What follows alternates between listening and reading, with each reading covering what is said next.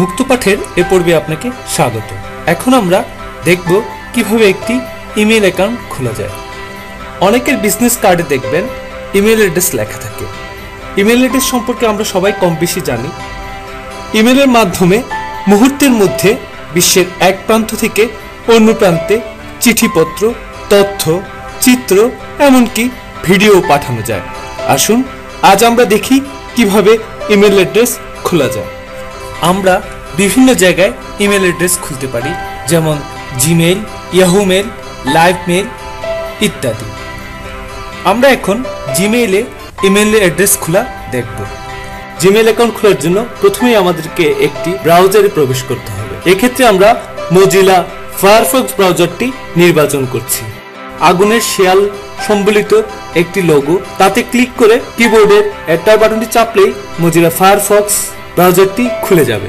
Mozilla Firefox ব্রাউজারটি open হলে একেবারে উপরে একটি বাক্সে দেখতে পারবো অ্যাড্রেস লেখা আছে। একে আমরা অ্যাড্রেস বার বলি। এই অ্যাড্রেস বারে আমরা লিখব www.gmail.com লিখে আমরা কিবোর্ডের এন্টার বাটনটি প্রেস করব। এন্টার বাটন চাপার পরেই এরকম একটি পৃষ্ঠা আসবে। এখানে উপরে বা নিচে লেখা থাকবে নীল একটি বাক্সের ভিতরে ক্রিয়েট অ্যান অ্যাকাউন্ট।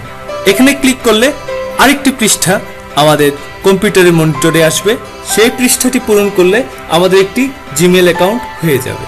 সেই পৃষ্ঠার প্রথমেই আমরা দেখতে পাচ্ছি নেম নামের একটি ঘর, যার প্রথমে ফার্স্ট লেখা আছে, অর্থাৎ আমার নামের প্রথম অংশটি এখানে লিখতে বলা হচ্ছে। আমি আমার নামের প্রথম অংশটি লিখলাম, তারপরে লাস্টে আমার নামের শেষ অংশটি লিখলাম। ধরেন আপনার নামে 3টি বা 4টি অংশ আছে, তাহলে আপনি আপনার বিবেচনায় নামটিকে দুভাগ করে নেবেন। প্রথম অংশটি প্রথম ভাগে এবং দ্বিতীয় অংশটি শেষ ভাগে দিয়ে দিবেন। নাম লেখা হয়ে গেলে চুজ ইউর ইউজার নেম অংশে আপনি একটি ইউজার নেম দিয়ে দিবেন। এই ইউজার নেমটি আপনার জিমেইল অ্যাকাউন্ট নেম হিসেবে প্রদর্শিত হবে। এখানে কোনো প্রকারের স্পেস বা চিহ্ন ব্যবহার করা যায় না। কেউ যদি পূর্বেই আপনার নামে কোনো একটি অ্যাকাউন্ট খুলে রেখে দেয়, তাহলে আপনার দেয়া নামটি গৃহীত হবে না। সেজন্য আমরা পরামর্শ দিয়ে থাকি আপনার নাম এবং আপনার স্কুলের নামের সংক্ষিপ্ত রূপটির সংমিশ্রণ ঘটিয়ে একটি ইউজার নেম নির্বাচন করতে। যেমন আমি আমার ইউজার নেমটি লিখছি জয়দীপ, স্পেসের জায়গায় একটি ডট চিহ্ন দিচ্ছি, তারপর ডে, তারপর স্পেসের জায়গায় একটি ডট চিহ্ন দিচ্ছি, দিয়ে আমার প্রতিষ্ঠানের নামের সংক্ষিপ্ত রূপ টিটিসি সিটিজি লিখছি। হয়ে গেল আমার ইউজার নেম লেখা। তারপরে আসছে ক্রিয়েট এ পাসওয়ার্ড। এখানে আমি একটি পাসওয়ার্ড দেব। এই পাসওয়ার্ডটি হবে ন্যূনতম 8টি বর্ণ ও সংখ্যার সমন্বয়। আমি একটি পাসওয়ার্ড দিলাম। সেই পাসওয়ার্ডটি আবার কনফার্ম ইউর পাসওয়ার্ড ঘরে লিখতে হবে।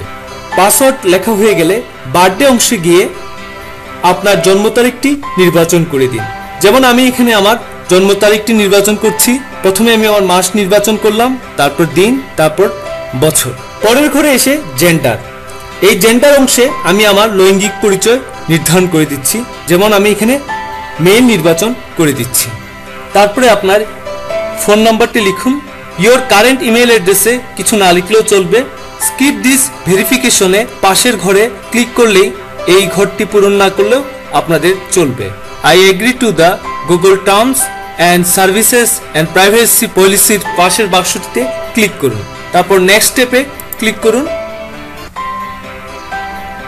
তৈরি হয়ে গেল আপনার একটি জিমেইল অ্যাকাউন্ট। আসুন আমরা প্রত্যেকে নিজেরা একটি ইমেল অ্যাড্রেস খুলি। এতক্ষণ ভিডিও টিউটোরিয়ালটি দেখার জন্য ধন্যবাদ।